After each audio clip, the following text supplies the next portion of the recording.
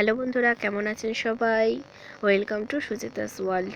আজকে অনেক দিন পর আমি একটা ভিডিও নিয়ে চলে এলাম, একটু চিকেনের ভিডিও, মানে একটু রান্নার ভিডিও আজকে তোমাদের সাথে আমি শেয়ার করব। প্রথমে চিকেনগুলোকে ভালোভাবে জল দিয়ে ধুয়ে নিয়ে তার মধ্যে দিয়ে দিলাম জিরের গুঁড়ো, হলুদ, নুন, সর্ষের তেল, টমেটো সস, আর তারপর দিয়ে দিলাম একটু পাতিলেবুর রস।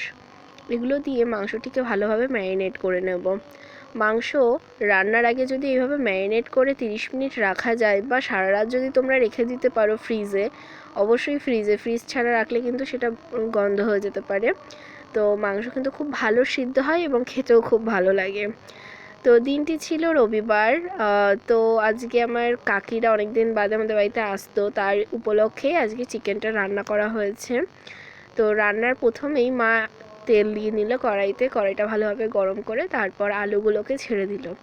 ভালোভাবে আলুগুলোকে ভেজে নিয়ে তাতে লঙ্কা, সাদা জিরে আর তেজপাতা ফোড়নে দিয়ে দিল। তারপর ম্যারিনেট করা মাংসগুলোকে দিয়ে দিল।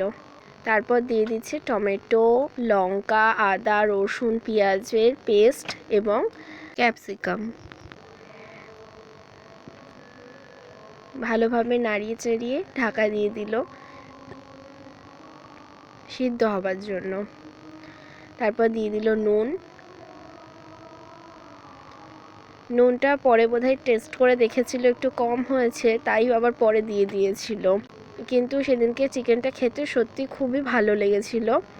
এবং মা সবসময় কী করে, ওই একটুখানি জল গরম করে নিয়ে তারপর সেটা চিকেনের মধ্যে দেয়, তাতে নাকি চিকেনটা অনেক সময় মানে শক্ত যেটা থেকে যায় না, সেটাও কিন্তু নরম হয়ে যায়, একদম সফট, এবং কালারটাও খুব সুন্দর এসছে। মা কখনো খাবারে শুকনো লঙ্কার গুঁড়ো ইউজ করে না, অনেক সময় সস আর কাঁচা লঙ্কা দিয়েই মা রান্না করে থাকে এবং কালারটা লাল আসে। এইভাবে আপনারাও বাড়িতে ট্রাই করবেন। আবার দেখাবো অন্য ভিডিওতে। টাটা।